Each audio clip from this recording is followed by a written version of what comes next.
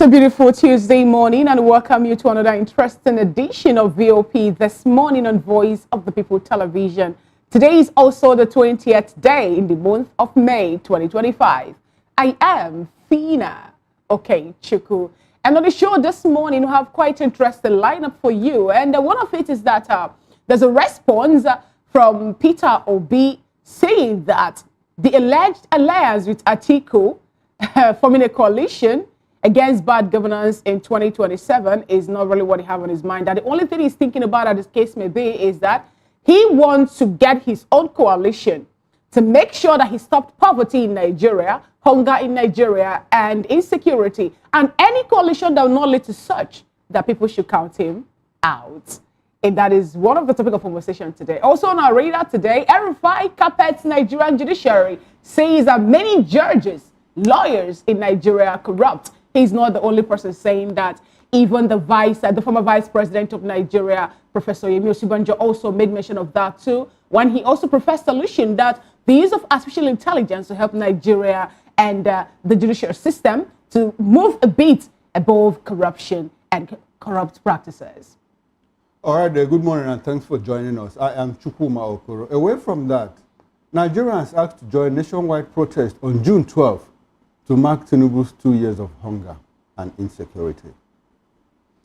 And yes, of course, those are the major conversations, but there are other conversations we'll also be chiming in on in the course of the program. I am Moses Humphrey. Now, quickly, let's run to a few of those conversations. Now, during President Bola Tinubu's visit to the Vatican for the inauguration of Pope Leo XIV, a brief moment drew attention when his son, Seyi Tinubu, was calmly prevented by a plainclothed Vatican security officer as he allegedly attempted to approach the president. Now, he was engaged with the Pope, well, the president who was engaged with the Pope.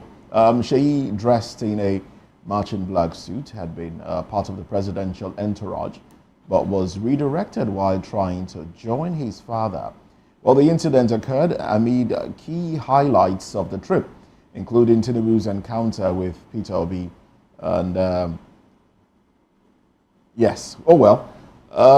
Nigerians chimed in on it and talked about how he was overreaching himself in that one. I saw that video and I think I have a different view of what may have transpired. He may not have attempted to reach to approach the Pope, but obviously he was there. But the question was, as part of was he really part of the entourage, or he just went on a private visit, went with his father privately, not part of the entourage per se, because being part of the entourage gives the impression that he's an official of the state, appointed or elected, but he's not. We all know he's not an official of the state, but as a private individual, he has the right to go visit, to travel anywhere he wants to go. And I don't think there's much to talk about in this particular story. But anyway, that's my take. Well, I think there's a lot to talk about this particular story because Nigerians are talking, The significance of what happened, it's quite telling, it's quite revealing. There were other heads of state or presidents of other countries that attended that ceremony. I have not seen any that went with his son or his daughter. But it's customary sometimes, for presidents to travel with their children. Barack Obama used to travel with Sasha Amelia, Even now, Trump goes around with X. That is, X is Elon Musk's child, Even in the Oval Office, he runs around all of those places. The propriety or otherwise of it, is in contest, between people who agree and disagree. But for this particular reason, on this particular occasion, Nigerians, you see, the thing about legitimacy, the thing about governance is that you also feel the pulse of the people that you govern. How do they react to certain actions, certain of your actions and inactions? The president, Seyi, was at the Federal Executive Council meeting. The president said, look, young man, you have no business being here. What are you doing? But he stopped attending. He didn't stop attending. Good. So is it body language? You say something and does another thing differently. The other time he was at the Supreme Court during the swearing of Kekere Ekun. He stood behind Femi Gbajabiamila, and people were like, okay, maybe he just accompanied Uncle Femi to that place. All of these things, if you understand that, look, you are overreaching yourself. And Moses, by the way, he tried to walk behind his father, shake hands with the Pope, but he was mildly stopped. But he wasn't bound. He wasn't taken out of that environment. He was quietly asked to go the other way and probably enter into the chapel or wherever the occasion was holding, So that was what happened. Well, to have a handshake with the Pope, it's a very interesting thing. Not many people in their lifetime get the opportunity to have a handshake with the Pope.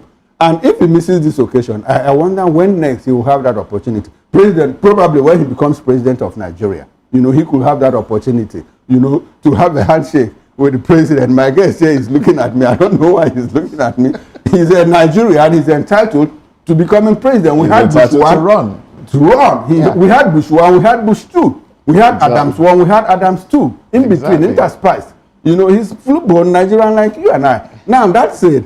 What I'm trying, the message here is that, look, there is no position like the first son in Nigeria's constitution. So the earlier this young man respected himself, the better for himself and the image of himself and his family. And the president also needs to rein him in. I mean, like Nigerians are saying, what is all of this? If everything was moving on fine in this country, Nigerians wouldn't bother. I mean, if you want him to carry a handbag to wherever you go, that is their business. But things are not working. And who is paying for his costs, his travel costs to the Vatican? Was he part of the president's entourage? Nobody knows. Why all of this? That's the questions Nigerians are asking. Fina? When I saw that video, the first thing that came into my mind was, Nigerians' money also going again? Yes, because going to Rome, going to the Vatican, it's not just a day trip. It's something that will require you get there.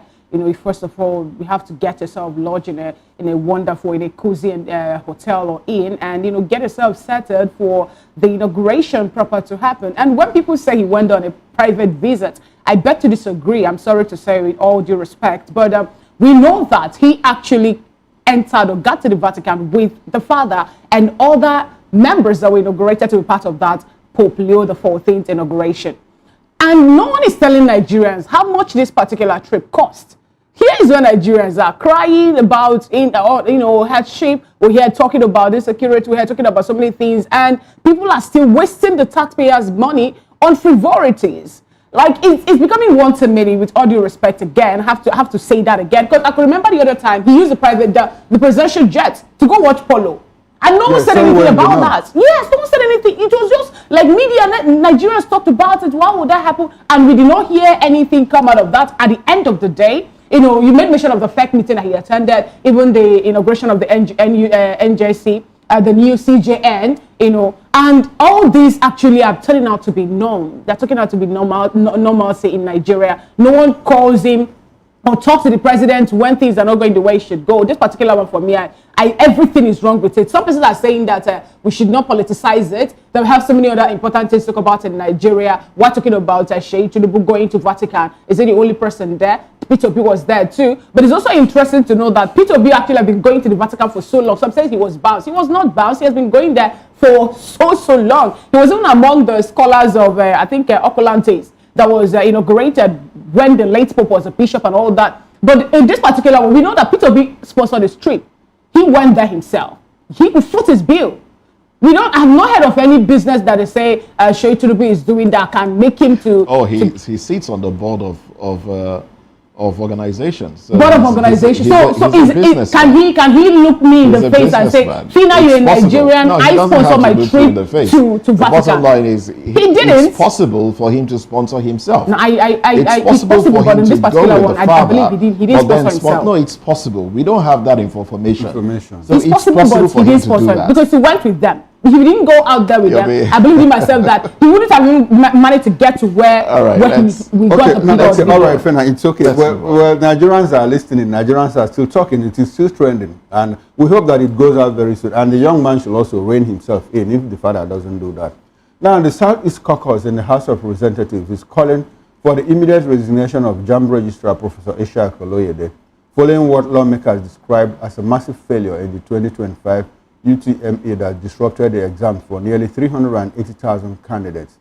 Led by Honorable Egariwe Ewo, the caucus criticized JAMB's handling of widespread technical issues, saying students across the southeast were hit hardest.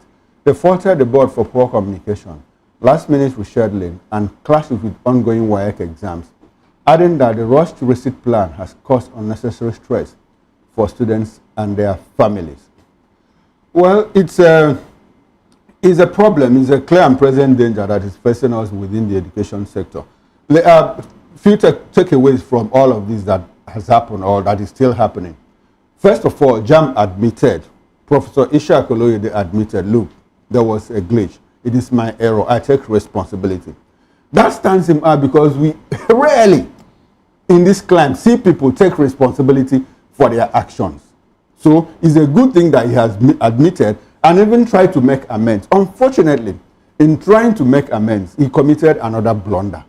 Why will you just reschedule immediately without giving appropriate notice, proper notice, widespread notice? And I understand that some students also missed the exams. So why will you have to do? Are you in a hurry? Admission, schools open by September, October. And this is just May. So why the hurry? Why the rush? Why all of this hurry?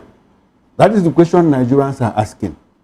So that said, is it possible? Some stakeholders are also calling for outright cancellation of that exam. But if you do that, what of the bottom line? Does it affect the bottom line? Are students going to pay another registration fee and all of that? And if you reschedule the exam and write another one completely, how much of that is going to impact on JAMB's bottom line? Have they remitted all that money to the federal government? These are questions that Nigerians are asking. Now, if you talk about, let me talk about the House of Representatives, the Southeast Caucus asking Ishaq Oloyede to resign. I'm not sure that is the right thing to do. Because if you ask Ishaq Oloyede to resign, he shouldn't be the first person to resign. Probably the central bank governor should also resign, the Minister of Finance should resign, the Minister of Defense should resign. Just tell me one sector in this country. Is it the electricity, the power minister? Should he stay? So who should stay? So it is not about resigning. It is about taking responsibility and making amends so that problems are solved. We don't have that culture of somebody saying, oh, sorry, this is my fault. I step aside. Should we begin now? Should we start now? Should we start with Ishaq Oloyede? And if it does, how many more people will be affected? Now, in summary, my position on all of this is this. If it is possible, let JAMB go back. We schedule the exam. Let those that didn't have the opportunity to write again. If there's anything they can do to clear this mess, they had better do it. Because some people are already reading ethnic bias into it. They're asking why only the Southeast and Lagos? And they're also saying that the Southeast has a very massive population in the Southeast. Was it targeted at the Southeast? So if you don't correct the error now, it lays credence to the fact, that some people are saying that, look, it might actually be targeted at a certain ethnic group. So the only way to erase that impression is to do the right thing at the right time. And now is the right time. Like they say, there is no wrong time to do the right thing. Well, you've said a lot. I don't think there's really anything to add to what you've said. You've said quite a lot. Resigning, Professor Ishaq Oloyede resigning is not the answer. And truly, yes, the manner in which the receipt exams were fixed was, I think it wasn't thought through. I probably think it was, at the spur of the moment kind of thing. And yes, like we just learned, some more people missed that one. And then what happens? A little bird, sang in my ears this morning that there is a conversation around probably awarding marks to those that missed out on that examination. I don't know how true that is, but that in itself will not solve the problem. And like I said, Professor Ishaq Oloyede resigning is not the answer. Some have alluded to the fact that this was done by some people. This was a sabotage by some individuals to discredit Professor Ishaq Oloyede because of the perceived good work that he has done. He's a man that has stood out. He has shown himself to have integrity, and that we learned has upset some people, and they want him out of the way. So if he resigns based on this, then that will be answers to the prayers of some individuals. Well, I think JAMB, Now, my concern really is, it's a question I'm going to put out there. Do you think that JAMB has outlived its significance? Personally, I think it has. I think we should move to a point where after you write your senior school certificate examination, you apply directly to the school, the institution you want to go to, as many as you want to apply to. And then if you're given admission, and then you go in. But having a centralized body organize exams, I think we should move away from that, because it just largely it just feels like a money-making venture for the government, and it's also depriving people from getting admission. The young lady that passed on, Faith Okpesusi, that Timileyin Okpesusi that passed on, I learned she scored about 286 last year, but because she wasn't given the course that she wanted, she decided to resit, and then in reciting, she was given 140 something, which was lesser, and it was in that frustration that the young lady took her life. Quite unfortunate. But if she had applied directly to the institution, I believe the chance of her getting admission would have been higher. Oh well, that's my take. Talking about applying directly to the institution to write their own exam, I hope we know also that in Nigeria, that you managed to get to 200, which happened to be the Joint Admission and Matriculation Board cutoff mark, does not really determine you getting admission into any university. Yes, JAMB says when you have 200 as a cutoff mark and above, you can be given admission. But after that JAMB, you have post-UTME to write also in most of the universities in Nigeria. Then some persons might actually score, let's say, 208 something in JAMB, and when they go to apply to write for post-UTME in a university in Nigeria, they won't be able to get to their cutoff mark, and such a person will not really be given admission. Some will be sent to do a different course entirely from what they are applying for. But now what I have to say actually to this regard is, if I guess this is the first time, or rather, yes, we're getting this mass failure, this number of persons, not getting what should be given to them because of the technical glitches and what Oyolede tagged God disposes, man, proposes, and all that, and we will find out that this is just the first time it's happening here in his tenure. So calling for his resignation, for me, I don't really think that that's the way forward, but I believe that JAMB would have extended the time, look inwardly to know what really happened, what led to this glitch or this technical glitch, what really happened, what made the students, especially those on the Southeast, what made them not be able to write their exams well, where did the sabotage come from, before moving over to say, we are rescheduling a receipt for this examination, given the fact that we know that some persons are writing WAEC, like some parents are also talking about in the Southeast. And, then after they must have looked inwardly to determine what really have the factors that led to the mass failure, then they will now push maybe 1 month or 2 months, they will now push a date out for the receipt of that JAMB. Because we have admission coming up, I think the time for the new academic session to start off, I think is in October or in September, thereabout. I will have a long time also for this to happen. But anyway, I believe that the commission have what they want to do also regarding the person that couldn't write their exams again yesterday. Also, it might cause some persons also have WAEC to write. And JAMB centers also is different from WAEC centers when they have to write these exams. They will look into that anyway and know what to do to the students that also missed the JAMB examination yesterday. Away from that, Nigeria now holds the world's highest number of people without electricity access. Over 90 million, highlighting a deepening crisis in its power sector. According to The Economist, despite repeated promises and foreign-backed efforts, the national grid delivers just 6 gigawatts to a population exceeding 230 million. Year of neglect, poor funding, and mismanagement have left the system very functional, while private electricity distributors, who own 60% of the market, face survival threats due to poor revenue collection. The federal government, ironically, the biggest defaulter, owes billions in the unpaid bills, prompting Abuja's local power firm to threaten disconnection of the presidential villa and dozens of agencies over debt exceeding 47 billion naira. interestingly, and this power sector. We know that any country that wants to move forward must have a stable power supply. When you have a stable power supply, the industries, the firms will also work. Yes, I want to have a power supply, a stable one. You found out that the economy also will be revitalized to the point that things will start working well. Cost of living also will be mitigated to the barest minimum, because I will now find a way to make sure that whatever thing I'm buying in the market can be preserved. I will also find a way to, to utilize the little resources I have, looking or hoping and believing that, a particular time is what this particular meal I'm making today will last me. Someone said something some time ago, how they made a pot of soup that's supposed to last for 2 weeks, but because of power shortage, they had to end up eating the soup in less than 4 days.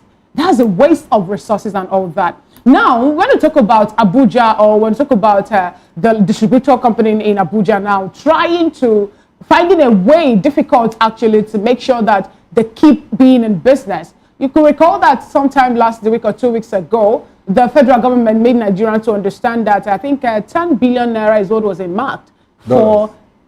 Is it dollars? Okay, 10 billion naira. Okay, for the president. Yes, for the presidential villa, for them to have solar installation and all that. And Nigerians are beginning to ask. I hope they will be able to pay the money that they're owing to, the local firms distributing electricity to them, that we learned that the money actually is moving over to 47 billion or thereabout before they will go to install their solar. And if that actually is the case, if the federal government will go on to say they want to start installation of solar, then what then happened to average Nigerians that cannot afford it? What happened to you and I who cannot afford solar installation? Nigerian government can do better. Fina, Nigerian government can do better. I think it's really a shame. I don't even know what else to say about this power failure. Previous governments, not just this Fourth Republic, but previous governments, right from independence, the problem remains that we failed to plan. And if you fail to plan, you have already planned to fail. That's exactly what is happening to us in the power sector. I'm not sure that anybody can spin anything around it. There is no excuse about it, right? Obasanjo sunk $16 billion into this. When you said 10 billion naira, I thought you were making reference to the $10 billion annually, required annually, like Adelabu told us, for the next 20 years for Nigeria to get steady supply of power. If you talk 10 times 20, that's about $200 billion, for Nigeria to get steady power supply. Who does that? I mean, people that we started out with, people that, if you go to Southeast Asia, at a point, like 20, 30 years ago, if you mention Vietnam in Southeast Asia, nobody will even turn and look at you. They were compared with people like Laos, Cambodia, Myanmar, and all of that. All of a sudden, boom, everybody's talking about Vietnam now. Vietnam is trying to join the Asian tigers because the economy is doing very well. And what is the cause of that? They were able to go to the basics. Their power sector, I think they generate in excess of 70,000 megawatts of electricity. What's their population? They are less than 200 million people. We are 230. World Bank, that's what World Bank gave us. On our own, we don't even know our population. But let's take it for granted that we are 230 million people. We are struggling with 6,000 megawatts of electricity. Look at South Africa. Look at Egypt and all of that. And we have a government that keeps telling us, keep giving us stories, from collapse to partial disturbance. Meanwhile, we have in office an administration headed by somebody, a party that said, look, any government that is unable to give you power in 6 months should resign. This is 2 years down the line. What do we get? Nothing. I don't know what else to say. Maybe you have something to say. Well, I guess they didn't envisage what will happen. But I would like to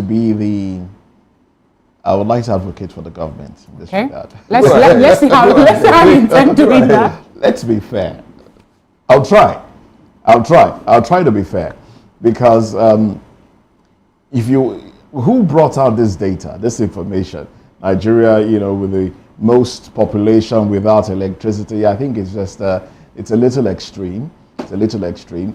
And, I try to draw comparison with our neighbors, all right? There are people that we supply electricity to, people like Niger Republic, Benin Republic, Togo.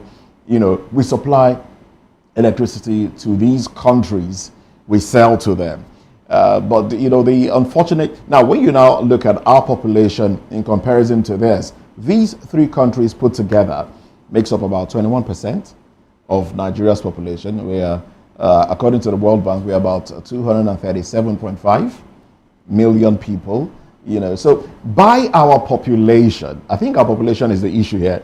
According to our population, we have a lot more people in rural areas, and they don't have access. A lot of them don't have access to electricity. And another unfortunate thing is, even in the urban areas where some people actually have access, paying for this electricity is a problem.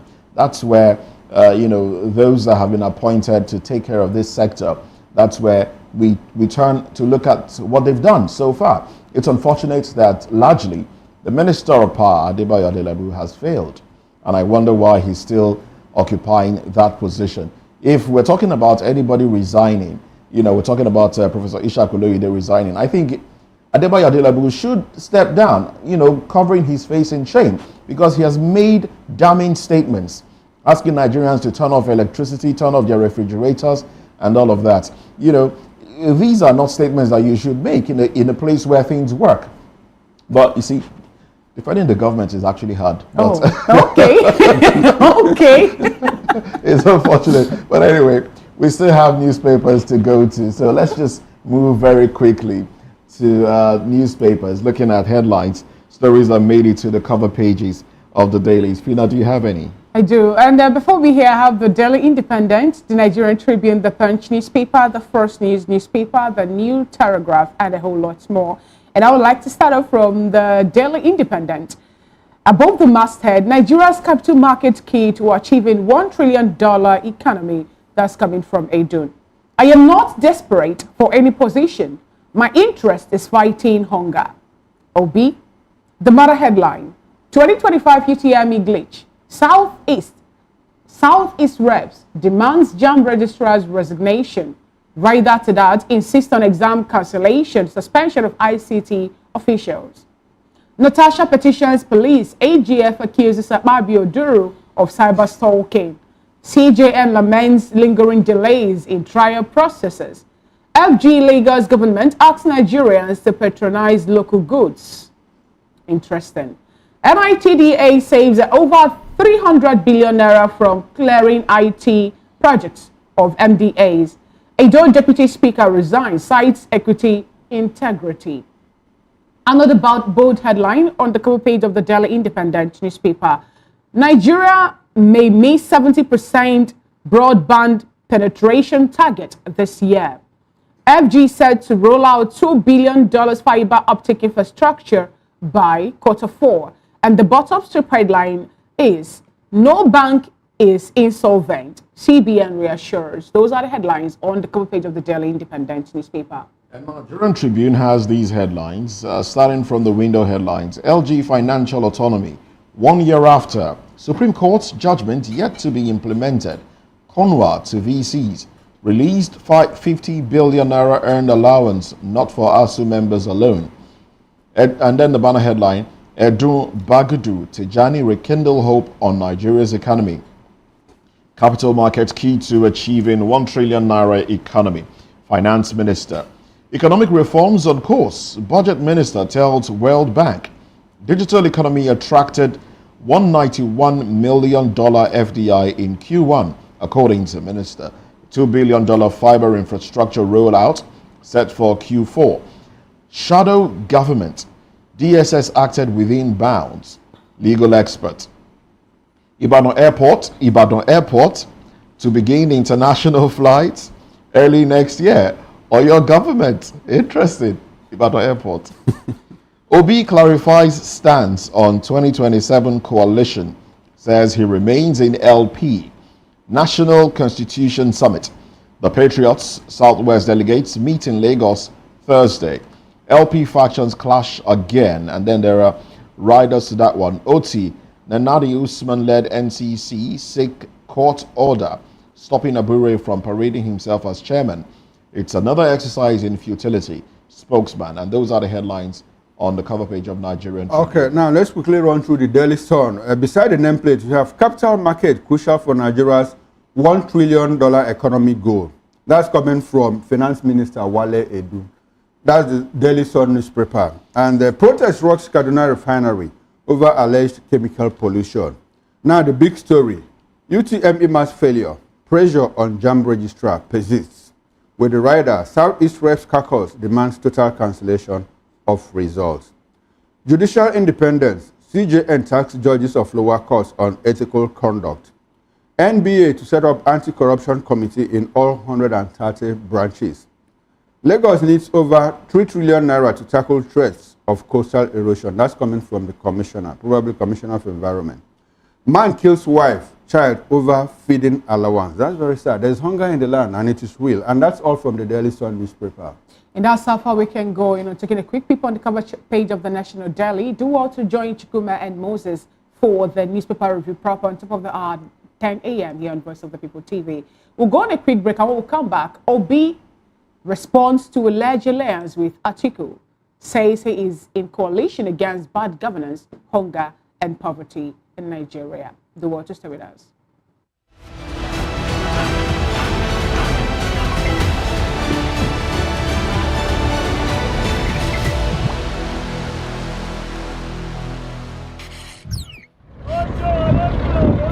Oshodi is a vibrant, bustling district in Lagos, Nigeria, known for its energetic mix of commerce, culture, and resilience. It is a place where opportunity and chaos thrive together, reflecting the city's dynamic spirit. Before Oshodi became a symbol of Lagos hustle, it was a quiet settlement occupied by the Awori people, one of the earliest Yoruba subgroups in the region. The name Oshodi is believed to have been derived from Balogun Oshodi Tapa, a war captain under the famous Yoruba warrior Oba Kosoko. With Lagos' rapid development, Oshodi became a key transportation hub connecting different parts of the city. By 1970 and 1980s, it had become a bustling marketplace and a major stop for people traveling through Lagos. Today, Oshodi is a lively and busy place full of people, market stalls, and activities from morning to night. It is known for being the energetic heart of Lagos and a challenging area due to the crowd and traffic. Despite the chaos, Oshodi shows the strength and determination of the people who live and work there. In recent years, Oshodi underwent one of the most ambitious urban transformations in Lagos history, the birth of Oshodi Transport Interchange. This multi-terminal megastructure was designed to tame the chaos, bringing the modern transport system to one of Africa's busiest cities. Beneath the modern facade, the original Oshodi also lives on. Traders still line the side streets, food vendors still serve steaming plates of jollof rice, and thousands still rely on this place as the start or end of their daily journey. To the outsider, Oshodi might look like the unfiltered chaos, but to those who know its streets, it is an ecosystem, a place where the rule of survival, negotiation, and community are learned on the go. From sunrise to moonlight, Oshodi is a reminder of Lagos' unyielding energy, a place where the city's past, present, and future collide all in 1 square mile of unstoppable motion. Oshodi isn't just a place on the map, it is a testament to the Nigerian will to thrive no matter the odds. Welcome to Oshodi, the hustle capital of Lagos.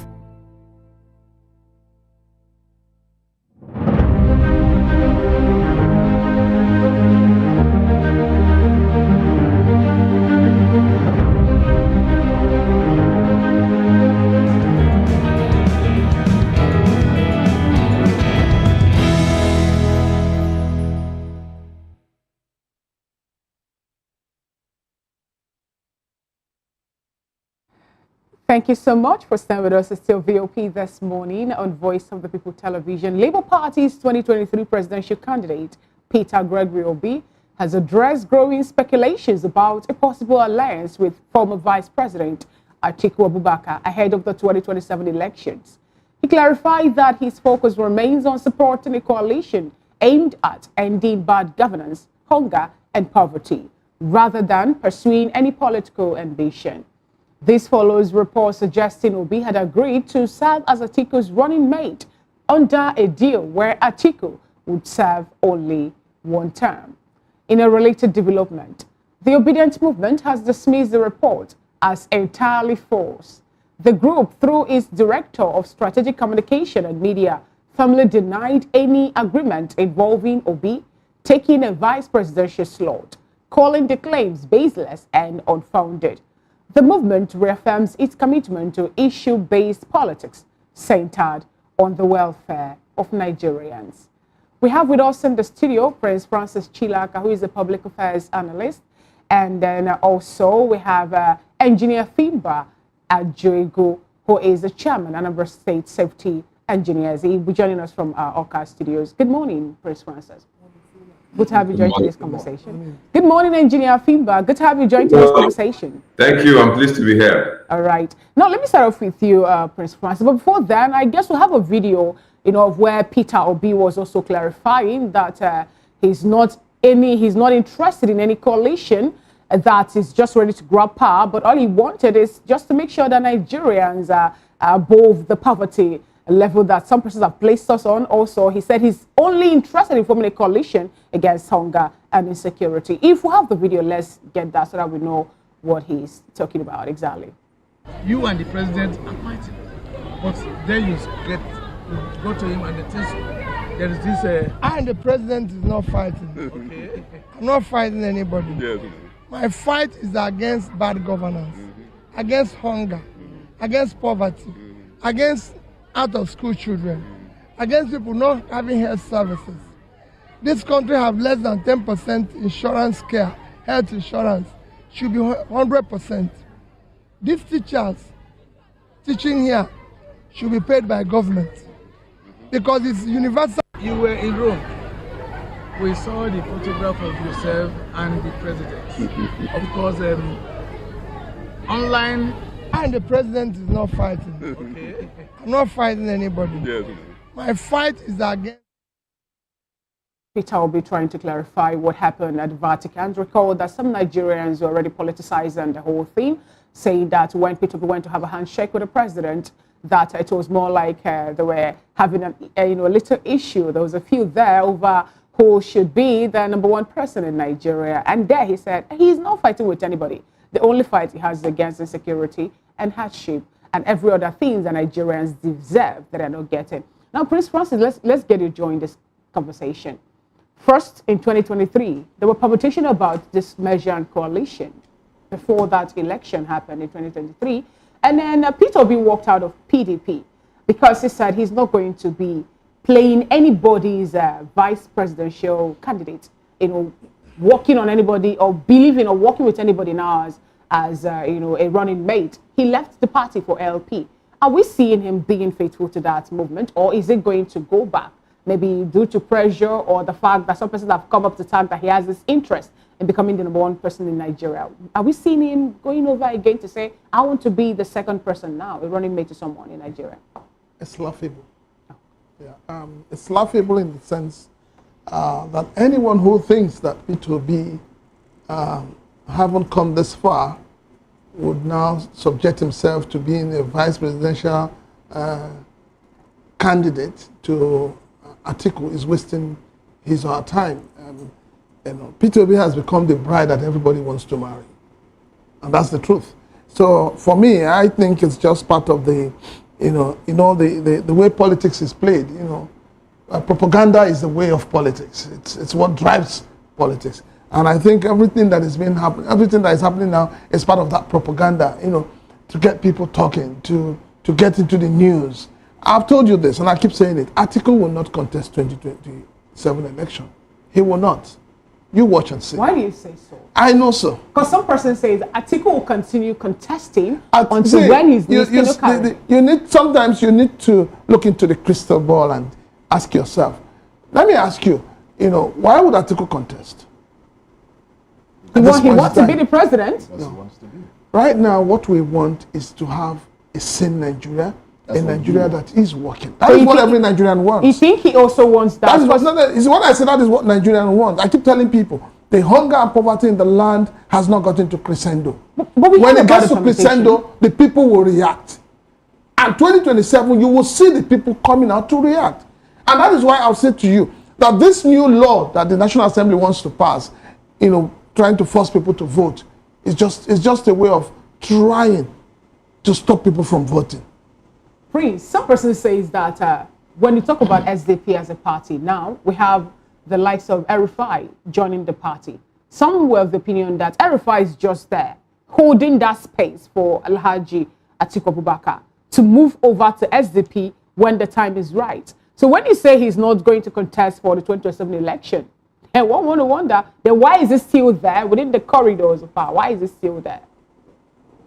The way it is, Atiku would not be relevant if he comes out now and says, I'm not contesting. You need to read the handwriting on the wall to understand where the country is going. And that is why Peter Obi has always maintained. He says, I am not fighting President Bola Ahmed Tinubu. I am not fighting the APC. I am fighting the institution. If you also recall, after the 2023 election, he said something that suddenly became something everybody adopted in Nigeria. He said, the process that brings you to power matters. If the process is flawed, you will not be able to deliver. Okay. And that is what's playing out right now. All right. Prince, let me stay with you. After we go to work out to get a feel, but let me just start with you. Because I want us to do some kind of surgery. I want us to dissect, everything that is going on.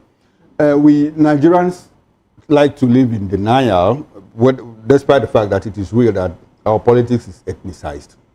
Now, I would like to put you on the spot. Permit me to do that. As somebody from the Southeast, what is your reaction to the fact that a Peter Obi may accept to run as vice presidential candidate? It's not on the table.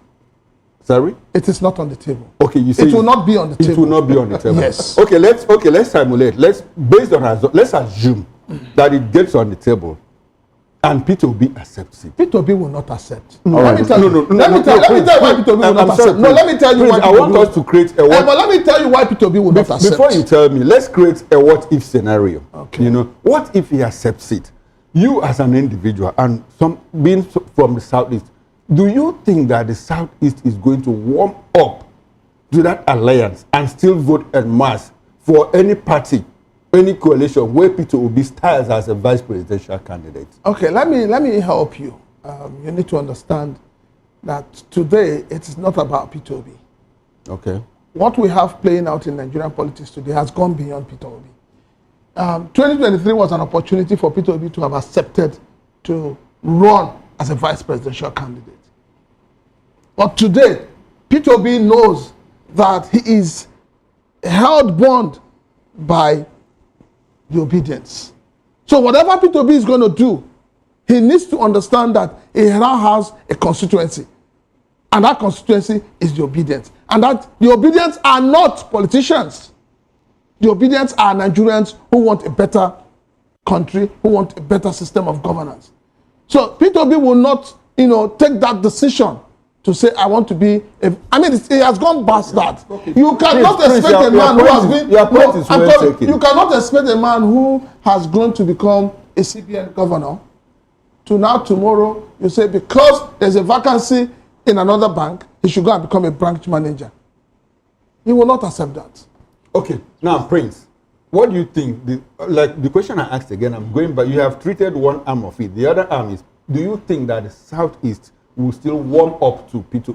If we are creating a what? Peter Obi, see, I don't want us to say Peter Obi and Southeast. All right then. Okay. Peter Obi is a Nigerian. He wants to vie for the presidency of Nigeria and not the presidency of the Southeast. All right then. Well, thank you very much. Some would say even the Southeast did not really vote for him en masse like, during the last election.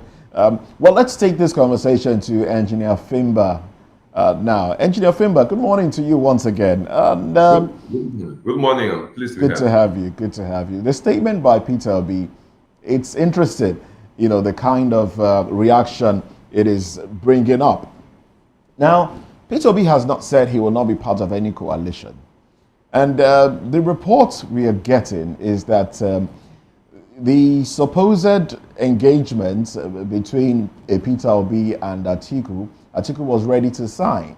You know, the papers had been prepared. It was for him to sign. And would you be shocked, you as an individual, will you be shocked if Peter Obi decides to run? Some have also said, allow me expand my question a little bit longer. Some have also said, Peter Obi, who is saying that he's fighting for good governance, did not show his face when Nigerians came out to protest. What do you make of that? Was his statement a political statement? Should Nigerians hold on to it? Do you think, I think I'm putting everything together because we're running out of time. Do you think the popularity of Peter Obi post 2023 is still there? Is still there now? Do you think he still has that popularity? Please. Yes. Thank you very much. I'm pleased to be here. Very clearly, Peter Obi has become a standard. And certainly, every other person who probably may be contesting for president of Nigeria becomes the next standard. As a matter of fact, the last presidential elections made it very clear that Nigerians had made their choice. And unfortunately, the results went that way. Currently, Peter Obi certainly will not be a second fiddle. And I think knowing that the Nigerians, and especially constituents like the Obedience, they have made it very clear that a population like Nigeria requires somebody who looks towards good governance. And Peter Obi has made a statement that he's not fighting anyone. He's clearly against bad governance. He's clearly against poverty. He's clearly against corruption. And for that fact, he certainly will not look at making any alliance that will be less of such standards. Any alliance that will compromise the desires and the aspirations of Nigerians. Any alliance that will be business as usual. Peter Obi has made it such that he's not going to be part of any of such alliance. Now, so I won't be disappointed if he turns down the fact that he's forming an alliance with Atiku in any way to become a vice president. But you do understand that there has to be some sort of alliance. I mean, whether you accept it or not, there has to be some sort of alliance. Because as it stands, do you think Peter Obi can continue running under LP? Do you think the LP is a viable party for him to run under? Certainly. LP still remains a very viable party because from LP, you have a majority of Nigerians who are looking forward to support the good governance which someone like Peter Obi stands for. With all the infighting, the problems in the LP, I still think it's still a platform to run. With all the infighting going on within the LP and also the PDP, blowing up itself from within, and then you also do know that there are conversations around an ADC, that's the African Democratic Party, being looked at as the SPV for these politicians. In fact, we have the current chairman of the ADC saying, yes, I think, okay, trying to remember his name now, well, he did say he was going to step down so that those coming into the party can, rejig the party, and they were going to readjust their constitution. Before now, if you join ADC, you would have to, be a member for at least 2 years before you can contest elections. But now they want to do it in such a way that once you come in, you run for elections. Don't you think everyone, and of course with El-Rufai in the SDP, and being tagged as a placeholder for Atiku, don't you think these politicians, which includes Peter Obi, are looking for another party, and the ADC might just be it? Yes, absolutely. I think when they go across all those parties, the ADC, the SDP, LP, and any other party that may wish to form alliance, Peter Obi certainly becomes the center and the rallying point. because every other person and politicians, we already know them. We know them so much, and we know what they stand for. So certainly, when such alliance is brokered, I think Peter B certainly has to come on top, because he's not somebody who is going to be feeling who's going to submit to ridicule in any form, such that it becomes a second fiddle. All right, engineer. Now let's bring it back to this. Sorry, I want to ask him a question. Sorry, Fimba, let me stay with you. Let me stay with you. You said something about ridicule. You know, that Peter Obi will not accept any form of ridicule. I don't know what you mean by that. Probably you're talking about second fiddle. Now, that said, you are there in the Southeast. I don't like to, there's no need to sound politically correct. You are there in the Southeast. What is the opinion, if you walk the streets of the Southeast, what is the impression, like the past 2 or 3 days, you know, when the news broke out that Obi might just accept to run with Atiku as vice presidential candidate? What is the feel of the people? Is it something, are they warming up to it? Do they accept it? The fact that, look, Obi, after running as presidential candidate, is again going to run as vice presidential candidate to Atiku, somebody from the north. What is the feel of the people? Do you have an idea? Sincerely, Chukuma Okoro, from Southeast here, a good number of persons turned such rumors, because we termed it as rumors, knowing fully well that the best candidate for a country such as Nigeria has made himself available in the last elections, and the best candidate, the results proved it, and the international communities as well proved it. Most of us who are Southeast, regardless of being in the Southeast, across board, the Southeast, South, Southwest, North, and the rest of them, we have all seen together that there's a candidate who is very exceptional, who is very different from the usual candidates. However, they might have some 1 or 2 things about it, but still, the Southeast feel that Peter B is still a candidate that stands out, and he has the good record that can portray that Nigeria deserves something better. And that is the man. Okay. Now let's assume there's a question I asked the guests in the studio here. Let's create a what-if scenario. If it happens that Peter Obi accepts to run as running mate to Atiku Abubakar, what do you think will be the reaction of the people, the obedient movement, and particularly people of the Southeast? Are they going to still queue behind him?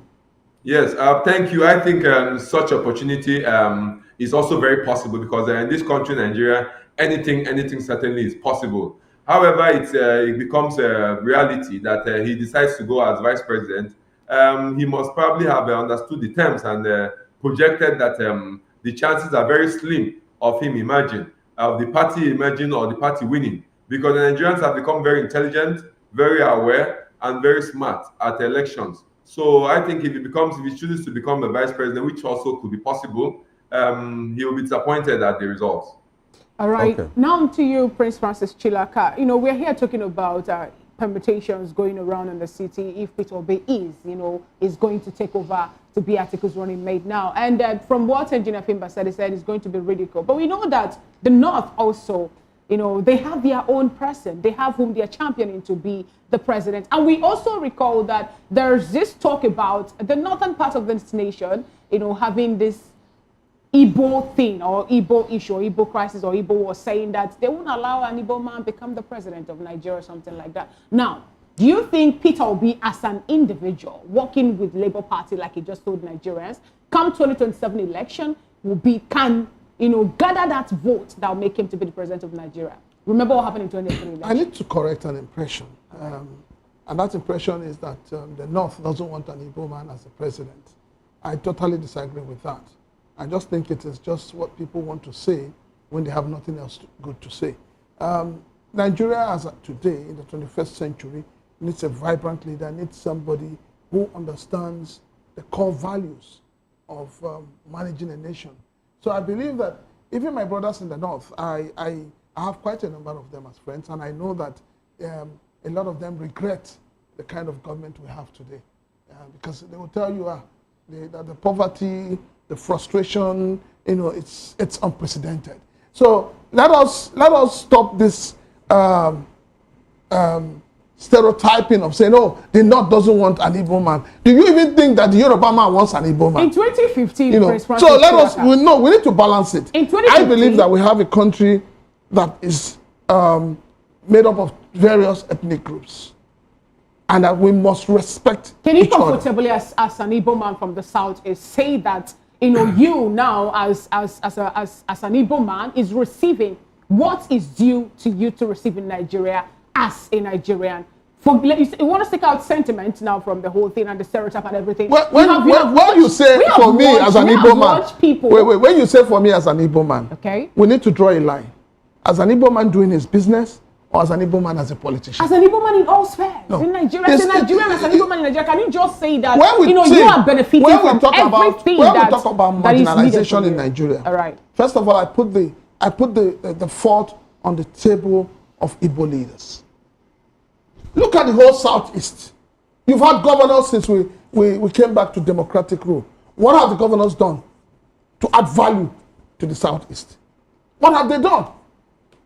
All you've had are people who just embezzle and enrich themselves corruptly. So what have they done?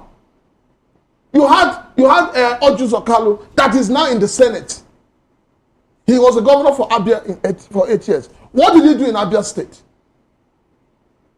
So when we begin to talk about marginalization, let us start from home. Charity begins at home. Those we've had as leaders in the Southeast have not lived up to expectation. When they live up to expectation, then we can begin to point fingers at the federal government. So are you saying that the likes of Peter Obi did not live up to expectation while being the governor of Anambra State? There is an exception. It's like what Oti is doing now. It's like what Oti is doing in Abia. Let me tell you, what Oti is doing in Abia, assuming the likes of Oshodi did the same thing in Abia. Do you know where Abia will be in Nigeria today? Does the Southeast enjoy the federal presence? You go to the Southeast, go to the Southeast, go to Imo State. All you see is propaganda of what the government is doing. But there are no roads. There's nothing to show. Is it the federal road or the state roads? But, all right.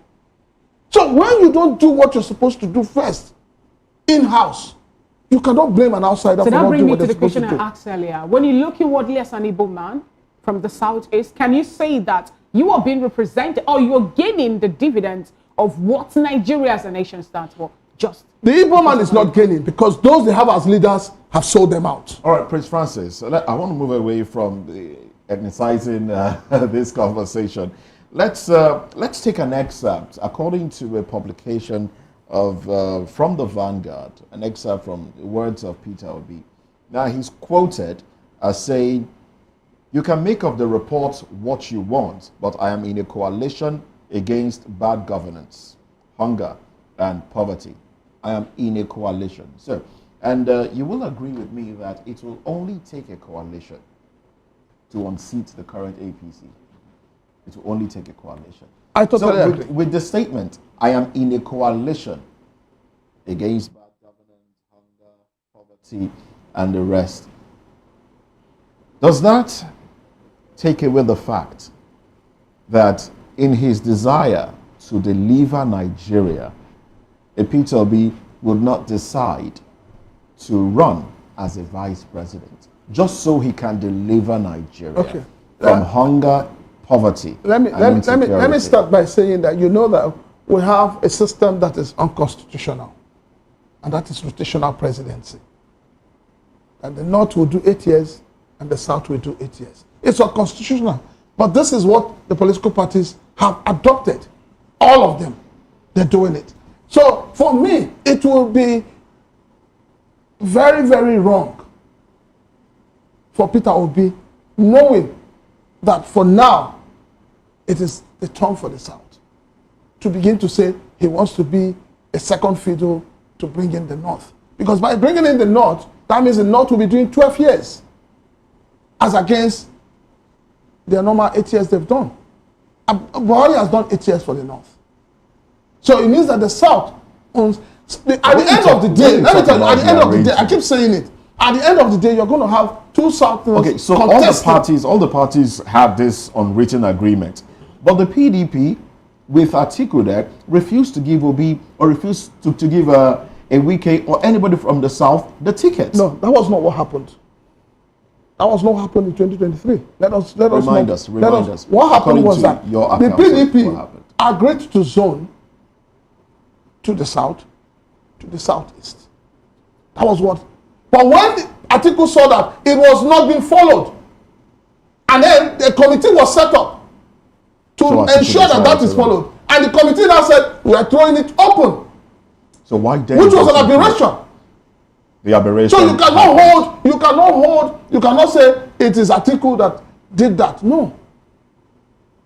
The committee that was set up to ensure refused to do the right thing. Now, what is to say that now that you know that the northern elite, I mean now, are aggrieved with the activities of this administration, why then don't you think that they might renege on that unwritten agreement and decide to take power again? The North alone does not decide who the president of this country is, with due respect to the North. And we must put that on the table. But they've always told you no. That is what they tell you. That is what they want the people to believe. But that's not the truth. So the way it is, if the North is not happy with this current administration in terms of their policies, then what the right thing that the Northern elders and leaders should do is to also look for another Southerner and support. All right then. All right, this will be a good place to anchor this conversation. It's going to continue much later. And of course, let's know what you think on our different social media platforms. We'll take a break. When we come back, we'll be diving into another conversation. Now, El Rufai carpets Nigeria Judiciary, says many judges, lawyers, corrupt. Well, he's saying what a lot of Nigerians already know. But let's talk about this when we come back. Join us again.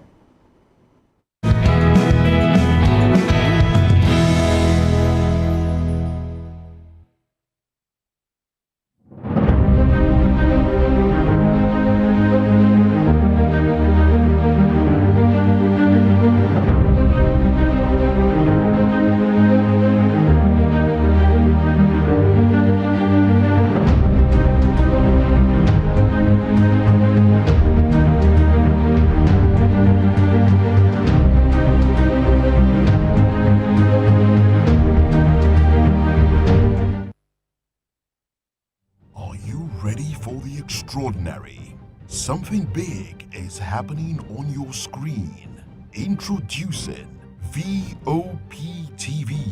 Now streaming on SLTV channel 264. From breaking news to captivating conversations, news analysis, giving you all sides to the story. We break in-depth discussions on the issues that matter, from politics to sports, entertainment, and lifestyle. VOP TV on SLTV channel 264. Join us as we redefine what television means to you. Voice of the People Television, VOP TV. Now you have more than a voice. Everybody keep watching Voice of the People. All right? Love you all. Hello, sweetie. What's going on? My name is Kiki. Keep watching VOP TV. Thanks. Hey, guys. What's going on? Olumide Oru, the Fresh Prince of Lagos here, and this is VOP TV, guys. Hello, guys. I want you to please keep on watching VOP TV. Ladies and gentlemen, my name is Hafiz Oyetoro. Please keep watching VOP TV. Shout out to VOP TV. Very big shout out to the fans and lovers of VOP TV. My name is Tayo Fanyuro. I'm an actor that you are going to live to love. Keep watching. Cheers. Hi, everyone. So, shout out to VOP TV.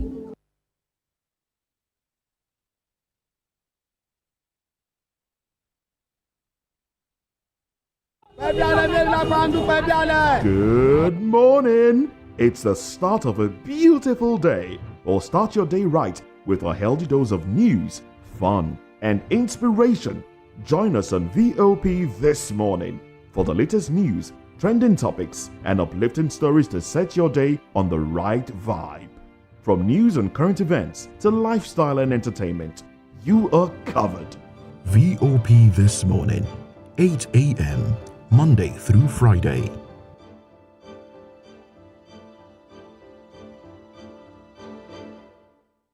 The red carpets, awards, the razzmatazz, music, fashion, interviews, and more. Spotlight on Voice of the People Television. Let's feed you with all the juicy stories in the global entertainment space, bringing you the glitz and glamour as it is hot. Stay tuned to Spotlight, 1 p.m. Monday to Friday. Spotlight on VOP TV. Entertainment like never before.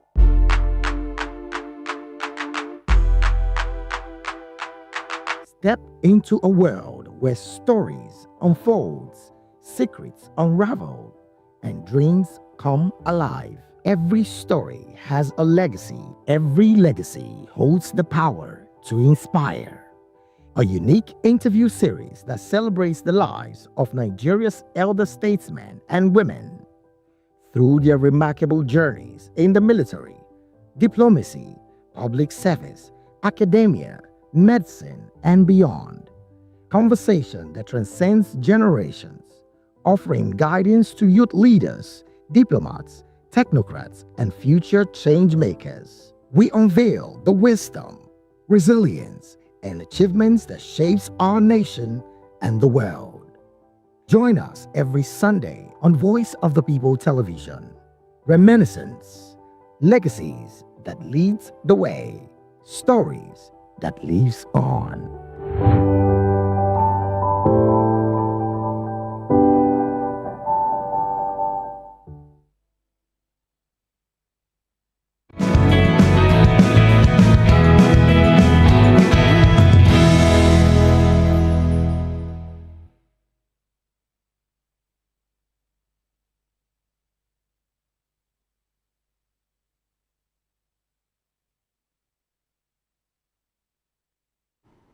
Right, thanks for staying with us. This is VOP this morning. Former Kaduna State Governor Nasir El-Rufai has launched a scathing critique of the Nigerian judiciary, accusing many judges and lawyers of deep-rooted corruption and bias.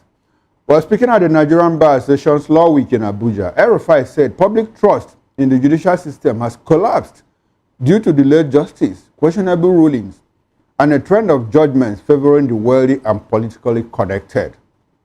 He also condemned the misuse of ex parte orders in political cases and urged the legal community to reclaim the integrity of the justice system by resisting external influence, especially from the executive arm of government. Well, El-Rufai pointed to reports by Transparency International and other bodies that rank the judiciary among Nigeria's least trusted institutions. He argued that corruption has become normalized within the system, blaming the National Judicial Council for failing to enforce accountability.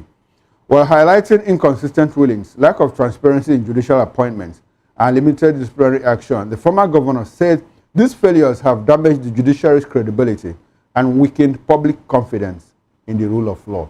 We are joined by Barrister Darlington Agommo. He's a lawyer and political affairs analyst. He's also VOP in-house analyst, by the way.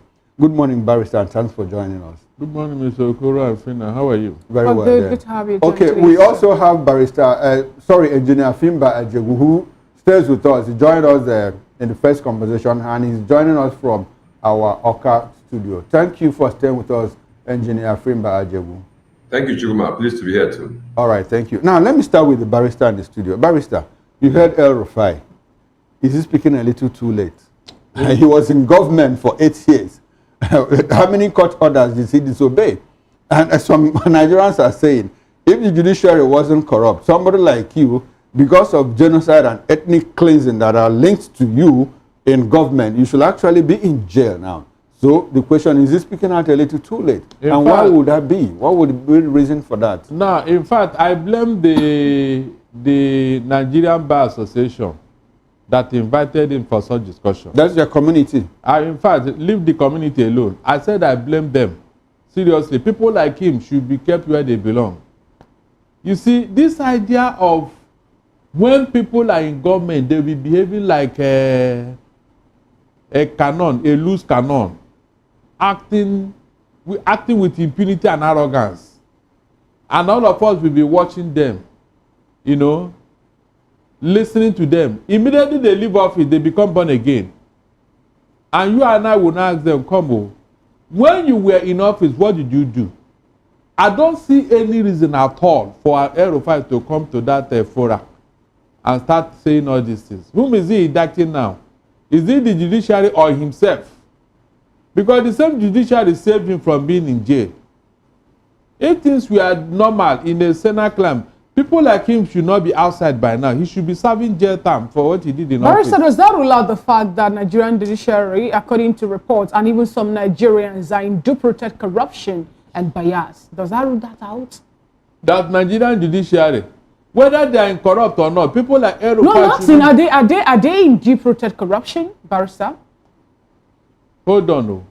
I said, yes, they have acknowledged that. The judiciary have acknowledged that there is something wrong with them. So we are faulting the messenger now, not the message at this point in time. The messenger is part of those who made the judiciary to be corrupt.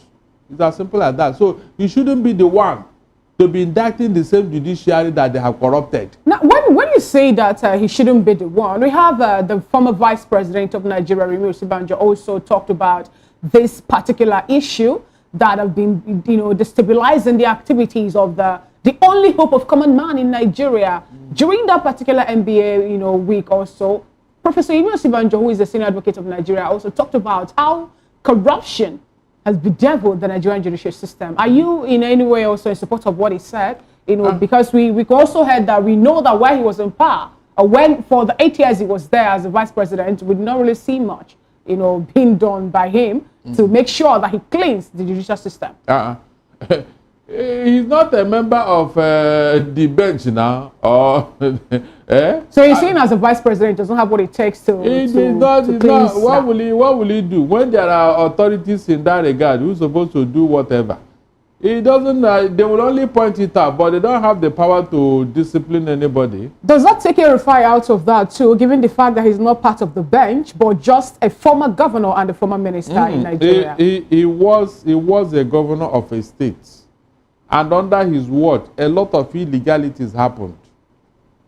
He didn't address it. Okay. Yes. All right. Barrister, let's go to Oka. Let's bring in engineer. I keep calling you Barrister. Maybe you need to go and take a law degree. Let's go to Oka, where we have Engineer Afimba Ajewu. Now, Engineer Ajewu, you heard what Erufai said, and the question would be, what is the color of justice between the person who gets justice and the person who is on the other side? Because we see most times when Nigerians go to court and they get judgment, they say, look, the judiciary is well and running. But if they lose, the same set of people will say, look, the judiciary is corrupt. How do you situate all of that? What could be, what's your understanding of the color of justice in Nigeria?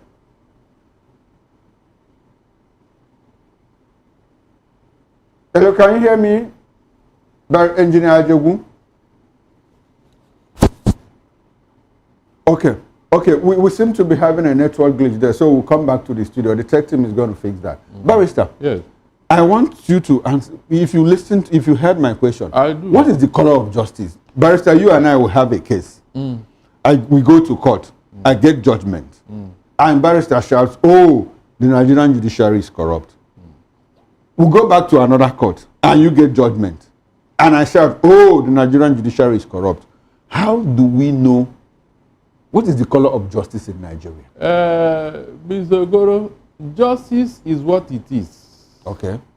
It is said that justice should not be seen to be done, but must be done. It's not a question of saying, I want to do justice. No, do it. Everybody will know that, yes, justice has been rendered. But when you see people trying to manipulate justice to suit their whims and caprices, that is where doubt comes in. Because anybody going to court must go with a lawyer in most cases. Yes. Okay. And any lawyer that I know knows when justice is being undone. Okay.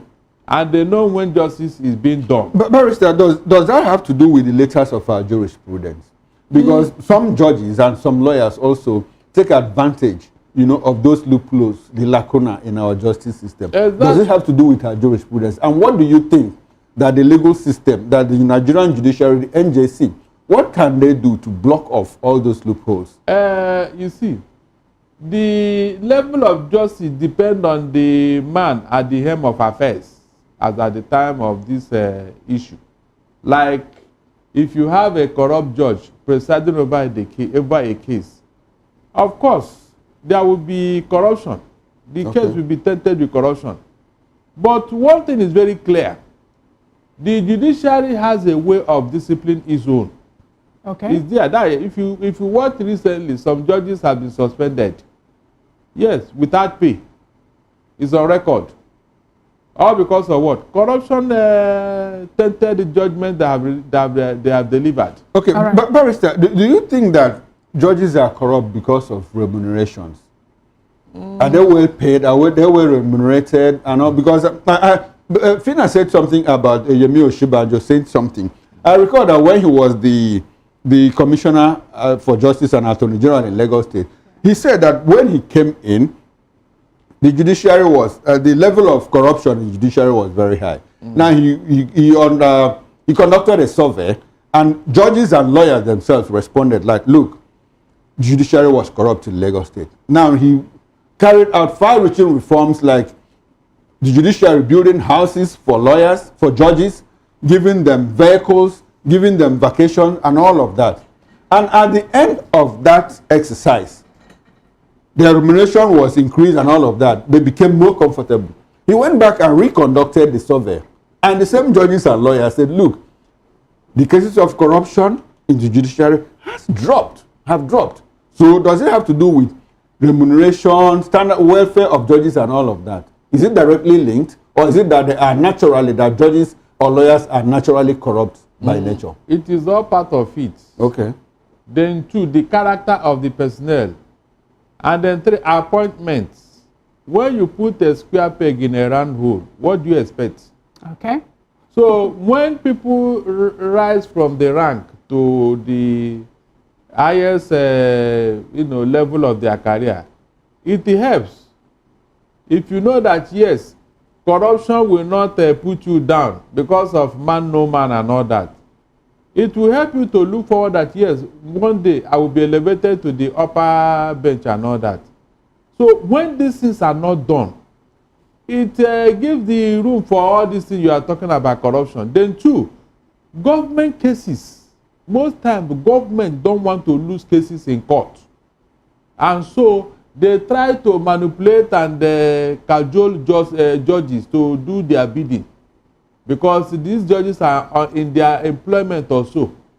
You see, that's why we are saying that the payment of judges should be from the first line charge. So that the executive will not have a hand in the payment and the remuneration of judges. All these things that we are here in Abuja, that we can building houses for judges, buying them cars. So that is corruption you are looking at. It shouldn't be so. That is corruption that you and I are witnessing. But yes, we didn't get that the judges rejected such. Why wouldn't they reject such, given the fact that they know that that in one way or the other might also influence the judgment? No. So why did they accept those gifts being given to them, even when they know that that can be a form of indictment? Listen very well. In their own mind and thinking, they believe it was done with a good will. It is only when later these persons have cases with them that they now realize that these gifts are for some other thing. Barrister, even a small boy in secondary school is aware that one good turn deserves another. So there's never a way you tell me that a judge also rule that out when they are receiving gifts. Let's get to Abuja where we have Barrister Sam. But if you are giving me what I deserve, why should I not think that you are trying to bribe me? All right, Barrister. Let's get Barrister Sam Kabo join the conversation. Barrister Sam Kabo is a senior advocate of Nigeria. Good morning, Barrister Sam.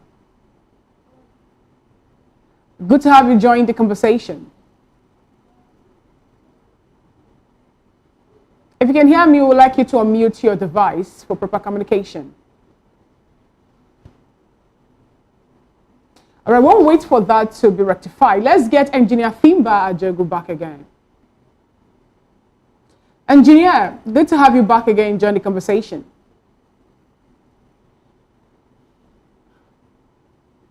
All right, if you can hear me, yes, I think during the weekend, Professor Yemi Osibanjo also, he professed solution on how Nigeria's judicial system can be cleansed from all this corruption and also biased judgment that's been delivered by judges. And one of the things he said is that we need to employ AI. We need to start using artificial intelligence in court processes. Do you align your thoughts with that also? Because he said that will help out in getting all the needed information people need for a particular case while in court.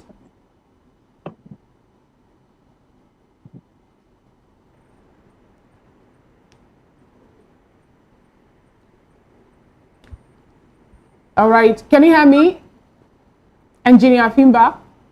Yes, I'm here with you. All right, I asked a question regarding what the former vice president said. He was trying to profess solution, how we're Yes. going to weed out corrupt judges or even take out corruption in its entirety in the judicial system. And he said that we need to employ AI, that's artificial intelligence, in court processes. Do you think that that is going to be a good way for us to end corruption within our judicial system? Sincerely, specifically employing AI to curb corruption, I think it's going to be a difficult task because from the onset, the corrupt practices have become a norm, and it has become some part of circumventing our constitution. And I think, sincerely, it will not work and it will not be successful because the persons who probably are going to be monitored or who are going to be put as a case will certainly find other ways to circumvent the AI from, getting them as victims. I think the solution will probably be if from the top, if the presidency and the judiciary and the executive arms of our great country, if they can think inwards and see that our anthem, defines who we should be. And because the last line of our anthem is that no one should be oppressed. And be abiding by the constitution is very sacrosanct. And when people circumvent the constitution, they need to be punished. And people are not punished. You find people circumventing the technology of AI to curb corruption. It certainly is going to happen that way. All right. I asked this question as a fact that we know that judiciary is a common hope of every common man. But in Nigeria, as the case may be, we even heard from the new CJN, Kekere herself, when during the inauguration, she made mention of corruption, also bedeviling the judicial system. She talked about corrupt judges, and I think last month or early this month also, we learned about some judges have been sanctioned, because of one or two things that they must have done in defaulting during their passing of judgment and all of that. How do you then think that we'll have to renew this hope that common man should have, within the judicial system? Because it's more like we're losing it. Every little thing happening in Nigeria, you hear go to court. And we know when we get to court is either we don't really get justice or, something else will really happen along the line. Thank you. I think sincerely, like I said earlier, it's going to come from the top. It's a top-bottom approach. If the top, has made it the responsibility to see that people are punished, they made it the responsibility that however the things have been in the past, that we have a brand new day, that the constitution must be followed judiciously. Whoever is involved must be punished. Whoever is involved must be sanctioned in whatever way. In accordance to our Constitution of the Federal Republic of Nigeria, they must ensure that the police, the armed forces, all of them are abiding according to our Constitution, because our Constitution is the greatest asset we have to follow it judiciously, and we will deal with any of such worries which the judges are bringing up from their quarters. Because the corruption is not only in the judicial system, it's across board. And the executive arms and the legislative arm, all of them have a practice of corrupt practices which they engage in. And sincerely, before God and man, if we must get these things right, we must follow our constitution judiciously, and we must be ready to sacrifice when the need be, not to accept any kind of gifts that may be tempting in whatever way, any material gifts that will cause us to do things that are not suitable and right before before humanity and our constitution. I think we have to have individuals who will uphold the constitution high and not look for material gains or benefits. All right, let's go back to our Abuja studio where we have Barrister Sam Kabo. I told us that he's a senior advocate of Nigeria standing by. Good morning, Barrister Sam Kabo. Yes, good morning. I hope you can hear me now. Yes, I can hear you loud and clear. Good to have you join today's conversation. Interestingly, Barrister, we're looking at corruption, which some persons have come up to say that this particular one is in all ways, causing deep-rooted issues in Nigeria, especially in the judicial system. We have Yemi Osinbajo talked about that during the weekend. Today we're getting this again from Erufai. Some time ago it was a new CJN also that talked about how some of the judges are corrupt and all that. How does this make you feel first as a senior advocate of Nigeria, member of the bench? Then tell us, in other hands, what you think should be the way forward for us to end this issue of deep-rooted corruption and bias that we see in the judicial system. Well, let me say, I feel bad about it, but I have to be very cautious. I'm much more cautious than you because, like you have rightly said, I am a senior member of the bar and should be very responsible. Here is my take. Yes, we have corruption in the judiciary. Nobody can deny that. But let me make my conclusion. Of the three arms of government, the judiciary is less corrupt.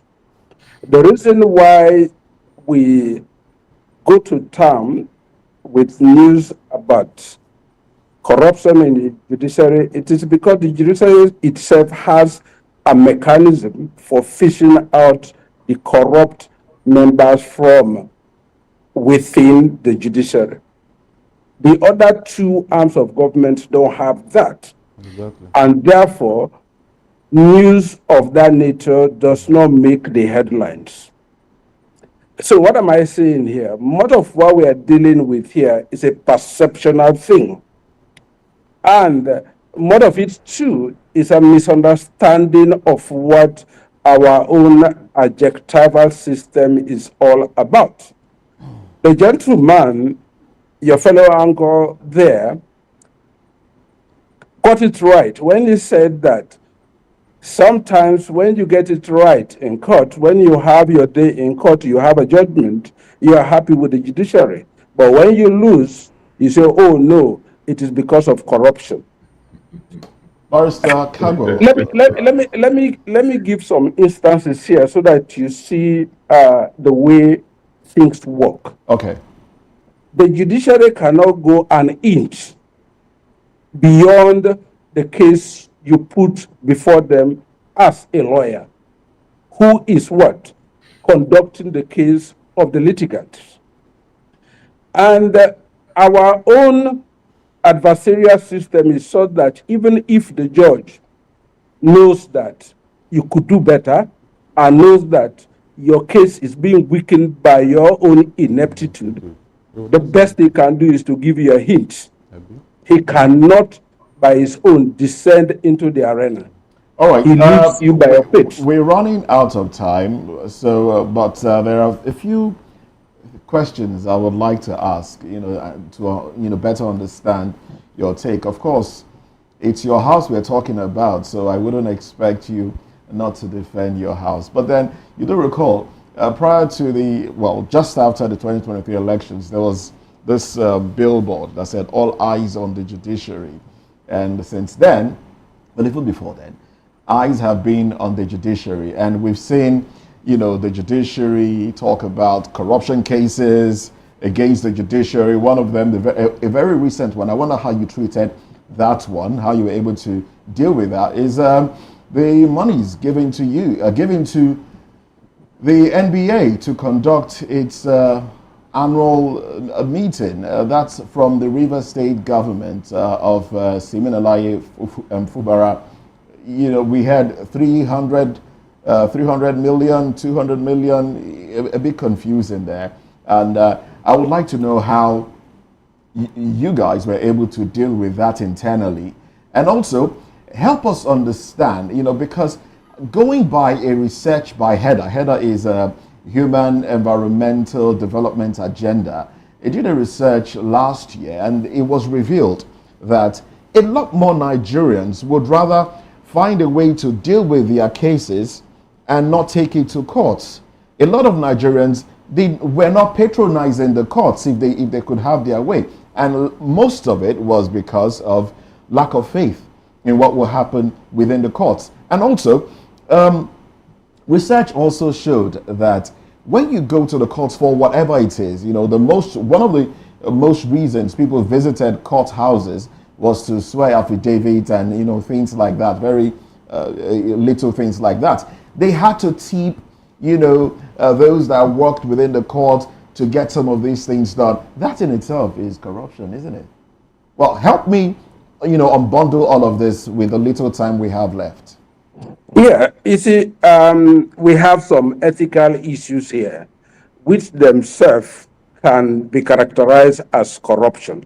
For example, you stated that the building of houses by state governors, and perhaps let's be specific here now in Abuja by Wike, that is corruption. No, it is not, because constitutionally, as it is today, it is the duty of Wike, for an example, to build the houses of not just the judiciary or members of the bench, but also of the other two arms of government. That is the way Abuja is constituted. The judiciary here cannot on its own build its own houses. Can you please react to the other question, because we're running out of time here? Yes. The issue of the 300 million given to the MBA for the hosting of the conference in Port Harcourt, I would be very circumspect to give my own opinion on it, because I have on my own internally tried to address that. Yes, I can't deny the ethical question that is hanging over us, but I think moving on from now onwards would have been advised not to go through that route. All right. Because definitely it has not done us well. All right, senior advocate, please, before we leave, there's one question I would like for you to address. You said something in the course of your intervention, and you spoke about corruption in judiciary being an issue of perception. And I would like to ask you, is it something that is not real? Because we see these things. Let's go back to 2023. Let's walk back a bit. 2023 general elections. If you get to the tribunals, we had similar cases, different judgments, same courts of competent jurisdiction. So would that be an issue of corruption, or will it be an issue of the openness or the laxity within our jurisprudence? Where do we situate all of that? Quickly, sir. It is a matter of competence. You see, there are no two cases that are the same.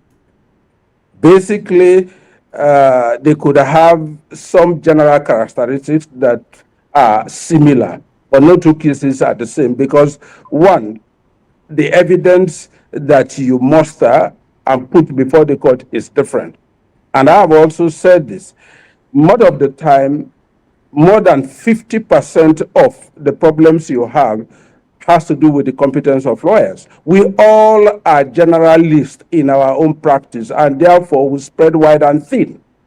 If we are to specialize and only take cases that we have competencies for, or we have a pool of competencies within our own law firms, we could do better. All right, thank you so much. But many of us just jump on cases and handle them so badly, and at the end of the day, who do you complain about? You complain about the judiciary. Thank you so much, Barrister Fago. And I believe that it's high time that we also look into that and make lawyers understand that they should also be certified to work in one part before the, going on, not just working with what we have, a general knowledge of what we have. Because in the medical field also, we have specialists also handling special cases. Okay, thank you so much, gentlemen, for being part of today's this second topic. We would like you, Barrister Kagbo, to still be with us, and we will also encourage. We thank you so much, Engineer Fimba Ajego, for being part of the show thus far. We learned how we have to let you go now, but Barrister Darlington Agumo will encourage you to please be with us. Well, we'll move on to the second conversation, and this is about how Nigerians are getting ready to celebrate President Bola Tinubu's 2 years in office. Some persons are calling for nationwide protests, and that is to begin on June 12th to mark the 2 years of hunger, insecurity, and what's more. Do want to stay with us? We'll look into this after the break.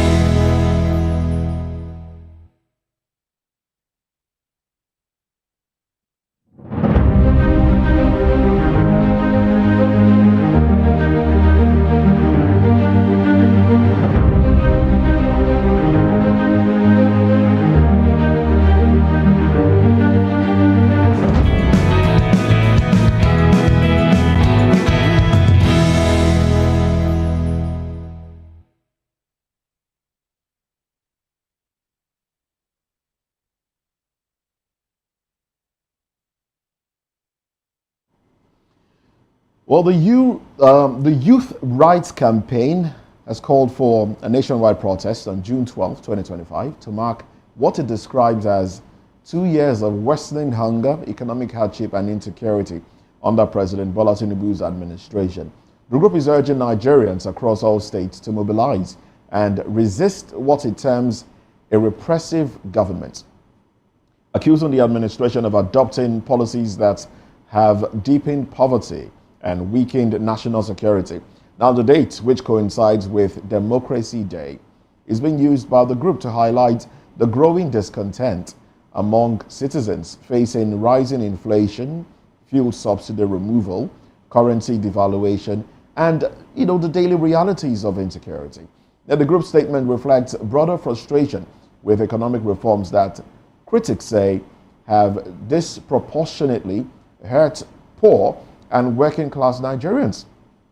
The YRC also condemned ongoing attacks on both civilians and security personnel, linking them to deeper issues of poverty and failed governance. While the Tinubu administration maintains that its economic policies are aimed at long-term recovery, labor unions, civil society organizations, and opposition groups have continued to raise alarm over their immediate impact. Well, as June 12 approaches, attention now turns to how far the protest will spread and how the government will respond, especially in light of past demonstrations that drew accusations of heavy-handedness by the government in power. We have Barrister Darlington Aguma with us in the studio. We also have Barrister Sam Kagbo, who is also a senior advocate of Nigeria, speaking to us from Abuja. Oh, Barrister Sam, I would like to start off with you on this one. All right, then, so we have Barrister Darlington. We'll go back to Barrister Sam in the course of the program. Barrister Darlington. Yes. Another protest. We seem to have, called for quite a lot of protests since 2023. You're trying to get the number. It's going to maybe 4 or 5 or even more protests have been called for. But would you say any have achieved significant impact? And how do you react to this call, especially on this particular day, June 12th, Democracy Day? Do you think it's something that will be taken lightly, or will government, enforce what it usually do, what it does? Suppress people. Moses. Since June 12 happened, that's 1993. This June 12 has become a recurring decimal in our political landscape. Every June 12, some people who claim that they love democracy more than the rest of us, they will gather somewhere and then make noise, issue press statement, and that is over. They wait for another year. Please, since you have been doing this over the years and no results, are we not supposed to change the narratives here? Because if you want to achieve results, you need to do things differently. All these protests about June 12 and all that, did it help us? The very spirit of June 12 has been abused. All the things that Abiola died for, where are they? Barrister, I'm not sure this protest is about June 12. What is it? But about misgovernance in the country. It's Democracy Day. So what is the significance? Is there no significance between the celebration of democracy and absence of democracy as perceived by Nigerians? No, you cannot separate June 12 from that is Democracy Day. Sorry? That is Democracy Day. No. The Nigerian cannot be deceived. You cannot. Something brought about that particular day. That is the main reason, the core of the issue here. What happened on that day? What happened on that day? You cannot separate it from whatever you want to do. That means you are living in denial. That is at a point, protests were called for 1st October Independence Day. That one were we trying to say that, look, the British shouldn't have given us independence? June 12th is Democracy Day, declared by the government, federal government of Nigeria. Okay. Now, Nigerians are saying, let us use this day to protest and say, look, This administration, you have been in office for 2 years. Now we are hungry more than we were 2 years ago. We don't have, like, things have worsened more than 2 years ago. In 2 years ago that you came into office. So is it all about, I'm not sure anybody has mentioned June 12th or revalidation of the election and all of that. They are saying this is Democracy Day. So should we have democracy? Do you disagree with that? Mr. Okoro, please, you see, when government want to deny history, that's what they do. When government want to deny history, this thing you said now is what they do. The spirit of June 12th will forever be in the mind of Nigerians, whether you like it or not. There is a reason for that particular day. Why didn't they say June 11 or June 13? Why must it be June 12? So you mean nothing happened on that day? No, there must be a reason why they choose June 12, and that's what we are talking about. All right, Barrister, let's talk about... If you have not fulfilled the spirit of June 12, then you have failed. Barrister, let's talk about democracy in Nigeria. Good. As we are having it, do you think Nigerians should be content with what we have? A lot of people have said, let's try to redefine our own democracy, the kind that fits the system being run here. What's your take on that, really? My brother, democracy is good. So far. Should we have our own type, of democracy? Nigeria's democracy? I don't think so. You cannot invent the wheel. Why can't we reinvent the wheel?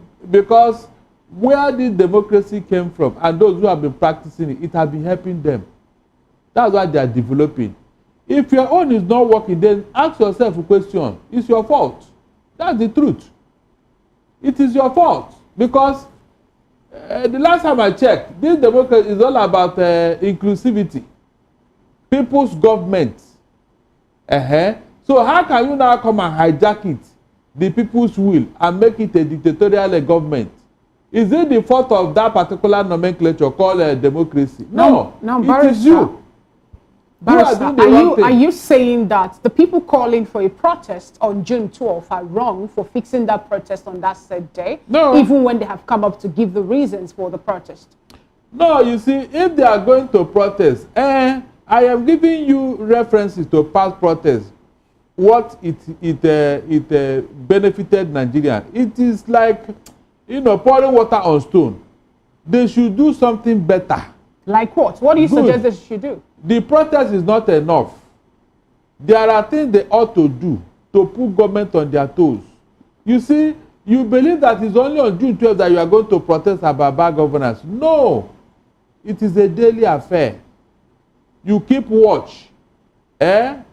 Eternal vigilance to checkmate what the government is doing. When you do protest just once in a year, thinking that government will change, you are wasting your time. Barrister, just in 2020, between 2024 to 2025, Nigerians have organized, multiple protests. We have the one of 1st of August to 10th of August. We have the one of October. We're having this one, and some other pockets of protest. We have persons also shouting a Bimbawa, Yoruba language when the president comes visiting. That's also a form of protest. We've had even the Nigerian Labour Congress, and we cannot count how many people have come up to protest. One or two things happen in Nigeria. Are you saying that those protests are not enough? Recall what happened when we had the #EndBad Governance protest happening in August. People were being arrested. Minors were arrested. Minors were being tried in normal court. We have people charged with treasonable felony. Are you saying that Nigerians are not really doing enough with all these that we just wrote out now? Fina, the greatest form of protest is during the election. It's as simple as that. A government that does not care for your welfare after you elected them in office, they forgot that another round of election will come, and they will come to you. It is that time you now tell them that, so you think I'm a fool, Abi? I will not vote for you again. It's a protest votes.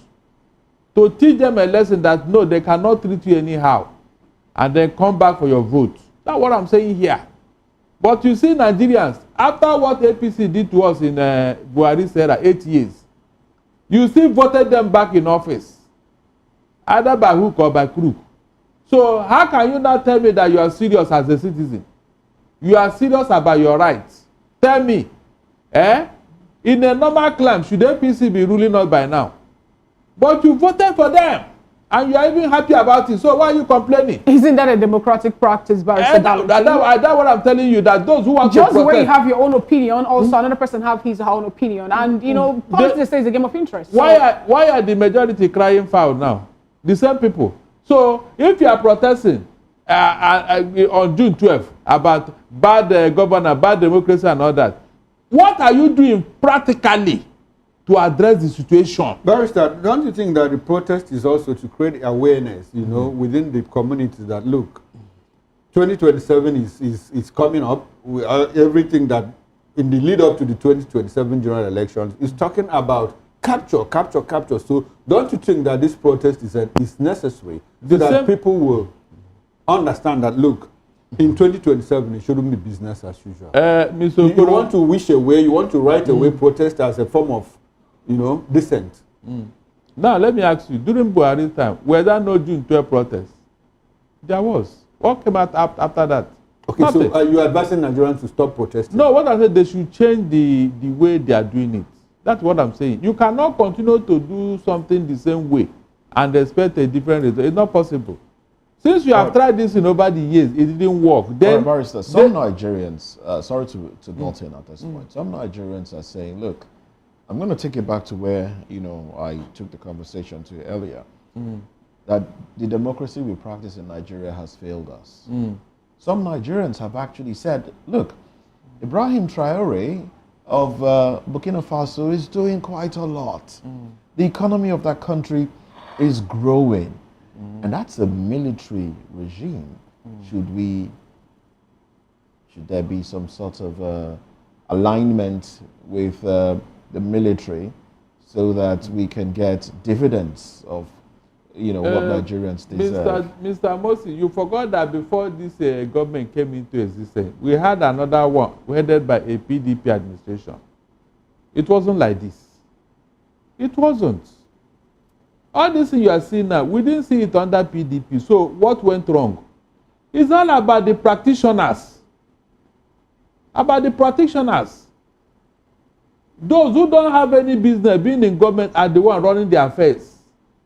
And so they are the one bastardizing democracy. But if these people are the ones that come out to contest for elections, how then would you put the blame on the electorate? Because this is what the electorate has to work with. No. While they are coming to you, you should do a cross-check. You should run a check on them. That is why they are presenting themselves to you. When somebody come out and say, look, give me this vote, I want to do this and that, you now ask him, where are you coming from? Now, when you're faced between a rock and a hard place and you have little or no option, wouldn't you still choose something at least? No, you have good option, but you refuse to choose it. Which is not to vote at all? Sorry? Which is not to vote at all? No, there are better candidates. The person that came out is not the only candidate now. You people choose APC. I'm not talking about APC or PDP now. I'm just talking about, you know, individuals in general. The people that came out. It is the fault of the citizens to have chosen that type of leadership. That's what I'm saying here. I just gave you examples. When a party have dealt with you for 8 years under Buhari, why would you now vote the party to enter power again? Tell me. Why would you? When you have options. Is that not what I'm saying here? Why would you do that? But we know that the people who actually come up to contest in that election are people who have been within the corridors of power for so long, Barrister Darlington. Who have been in power for too long. We're not getting new faces. We just have people, either they are once the governor, the announced senators, or this. You know, we're just seeing the same faces still there within the corridors of power. No, you cannot tell me that after 8 years of APC, we didn't learn any lesson. I gave you a example with PDP here. When they were in office, did you suffer like this? Was democracy like this? The answer is no. So why did you now continue to choose people who have no respect for democracy? In 30 seconds, what's your reaction to the proposed bill to compel Nigerians to vote? It's dead on arrival. Completely dead on arrival, because there's no way for you to go and check who voted and who did not vote. There's no way. All right. We'll take that to be a concluding thought, Barrister Darlington. And this is how far we can go in on today's VOP This Morning show. Thank you so much, Barrister Darlington Agomo, for being part of today's show. Also, Barrister Sam Kabo, thank you so much also for being a guest here on Voice of the People Television. And due to want of time, here's Old Roddy Cotton on behalf of the backroom staff. My colleagues in the studio, Chukuma Okoro and Moses Humphrey. I am Fina. Okay, Chiku, do well to join the newspaper review proper on top of the hour, 10 o'clock. There you have, your broader explanation or review of the national dailies today. Bye for now.